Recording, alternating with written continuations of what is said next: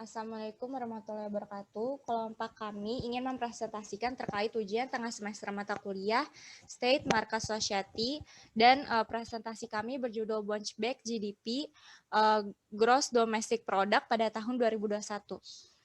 Kelompok kami terdiri dari yang pertama ada Adnan Ramadan, yang kedua Jupiter Torik Habibi, dan yang ketiga ada Talita Fide Gracia, dan yang keempat ada saya sendiri Arila Dinasti.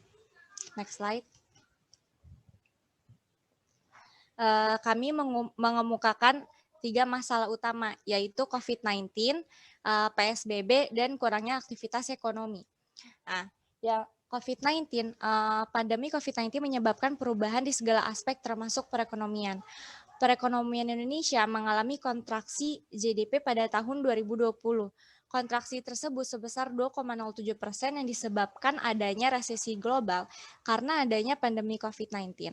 Pandemi tersebut mengakibatkan pergerakan manusia yang dibatasi, yang direalisasikan melalui kebijakan PSBB yang mengurangi aktivitas manusia, yang menyebabkan kurangnya produktivitas masyarakat luas dan menyebabkan melambatnya manufaktur dan indeks penjualan retail akibat kebijakan PSBB.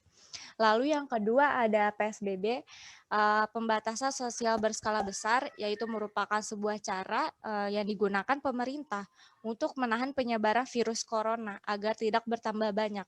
Hal tersebut juga berimbas ke sektor transportasi dan perdagangan yang dikarenakan PSBB semua kegiatan berpindah tempat atau dibatasi, bahkan dianjurkan stay at home. Jadi bisnis transportasi pun mati. Yang ketiga, kurangnya aktivitas ekonomi. Kurangnya aktivitas ekonomi dikarenakan imbas dari pandemi COVID-19 dan PSBB yang dilakukan di Indonesia, membuat masyarakat enggan berinteraksi secara langsung dan juga mengurangi konsumsi masyarakat karena rendahnya sifat konsumsi masyarakat. Inflasi pun bisa saja terjadi. Selanjutnya akan dilanjutkan oleh Jupiter. Pandemi menyebabkan resesi global. Pandemi COVID-19 pada kuartal 2 tahun 2020 mengakibatkan resesi berskala global. Hal ini dikarenakan melambatnya pertumbuhan manufaktur dan indeks penjualan retail akibat pembatasan sosial berskala besar atau PSBB.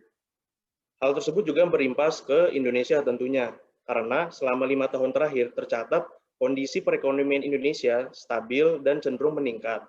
Karena adanya kasus hal tersebut, ya PSBB tersebut, maka Indonesia mengalami kontraksi GDP sebesar 2,07% dari 5 tahun sebelumnya. Next slide akan dilanjutkan oleh Talita. Berikutnya adalah alasan mengapa Indonesia dapat melakukan bouncing back GDP pada tahun 2021 yang disebabkan oleh beberapa faktor berikut. Faktor yang pertama adalah pemulihan ekonomi nasional atau PCPN. Menurut Menteri Koordinator Bidang Perekonomian Erlangga Hartanto, ia mengungkapkan bahwa kunci pulihnya perekonomian di Indonesia itu lebih cepat adalah karena adanya kebijakan pemerintah yang dilakukan secara intensif dalam upaya penanganan COVID-19 dan pemulihan ekonomi nasional atau PCPN. Yang mana selain adanya kebijakan pemerintah itu, ada juga intervensi pemerintah dalam penanganan kesehatan yang telah mendorong kepercayaan yang kemudian meningkatkan aktivitas masyarakat. Berikutnya, yang kedua adalah dukungan keuangan yang berkelanjutan untuk perusahaan-perusahaan Indonesia. Dukungan keuangan yang berkelanjutan untuk perusahaan-perusahaan Indonesia yang layak akan sangat penting untuk mendukung pemulihan dan memfasilitasi restrukturisasi industri yang terpukul parah. Pemerintah memperkenalkan beberapa langkah dukungan luar biasa, seperti contohnya itu adalah bisnis, seperti program restrukturisasi pinjaman skala besar, dan subsidi bunga untuk sektor yang paling terkena dampak, seperti misalnya perhotelan, yang telah membantu mencegah kebangkrutan massal. Tapi meskipun demikian, pertumbuhan kredit untuk perusahaan-perusahaan Indonesia tetap lemah, kemungkinan mencerminkan kombinasi dari permintaan pinjaman yang lemah dan penghindaran resiko oleh bank di tengah kerentanan korporasi yang mendasarinya. Pihak berwenang harus waspada dan siap untuk tindakan yang lebih berani jika pertumbuhan kredit tetap lamban, karena akan menjadi penghambat pertumbuhan ekonomi secara umum. Dan yang ketiga adalah memprioritaskan penguatan pendapatan pemerintah. Memprioritaskan penguatan pendapatan pemerintah di sini, pendapatan pemerintah Indonesia sebagai bagian dari PDB atau produk domestik bruto jauh lebih rendah daripada kebanyakan negara berkembang lainnya, termasuk negara lain di kawasan Asia. Indonesia memiliki kebutuhan mendesak untuk meningkatkan pengeluaran pemerintah yang dimana berguna untuk pembangunan, untuk membuka potensi pertumbuhannya yang besar dan memenuhi tujuan pembangunan berkelanjutan.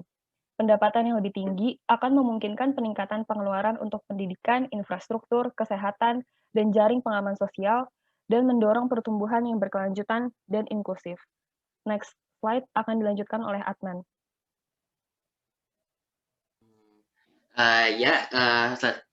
Menurut kami, apa yang seharusnya pemerintah lakukan? Menurut kami, pemerintah itu seharusnya melakukan yang pertama, yaitu merendahkan suku bunga acuan. Nah, hal ini seperti kayaknya serangkan dalam teori monetary theory dan quality money supply, pemerintah itu harus memberikan stimulus, yaitu dengan cara menaikkan bunga bank agar masyarakat dapat dengan mudah memindahkan uangnya di bank dan memberikan insentif yang besar ke pasar untuk memompa uang ke pasar. Yang kedua, yaitu increase money supply, yaitu increase money supply itu penambahan banyaknya uang yang beredar di masyarakat. Nah, penambahan uang yang beredar di masyarakat akan meningkatkan pertumbuhan ekonomi dan lapangan pekerjaan. Kenapa? Karena dengan banyaknya uang masyarakat akan semakin sering berbelanja, maka aktivitas ekonomi akan semakin berjalan lebih baik dan lebih sering. Yang terakhir, itu pembangunan infrastruktur. Pembangunan infrastruktur itu dengan tujuan untuk menarik investor asing untuk menanamkan modalnya di Indonesia. Nah, tujuannya juga untuk yang pertama tuh juga untuk menstabilkan perekonomian Indonesia. Nah, yang terakhir yaitu kami akan memberikan kesimpulannya. Kesimpulan dari presentasi kami, Indonesia tuh dapat melakukan yang namanya bouncing back GDP Gross Domestic Product pada tahun 2021 jika apa yang kami sarankan kepada pemerintah, apa yang ketika kami menjadi pemerintah, yaitu tadi 3 teori tadi, itu dijalankan dengan baik, yaitu pertama ada monetary theory, quantity money plus, dan increase money supply. Tapi kedua teori tersebut juga mempunyai kekurangan. Kekurangan pertama yaitu pada monetary theory, ketika suku bunga bank diringankan untuk mempermudah masyarakat meminjam uang, maka masyarakat akan mendapatkan uang yang lebih banyak dan juga secara tidak langsung uang yang beredar di masyarakat akan semakin banyak dan itu juga dapat menyebabkan yang namanya inflasi. Yang kedua, increase money supply. Dengan bertambah itu bagus sebenarnya tujuannya untuk mempertumbuhkan ekonomi dan juga mensejahterakan masyarakat, tapi itu hanya berlangsung sebentar karena yang seperti yang tadi saya jelaskan, ketika banyak uang yang beredar di masyarakat, kemungkinan inflasi akan besar terjadi. Nah, sekian kesimpulan dari kami. Assalamualaikum warahmatullahi wabarakatuh.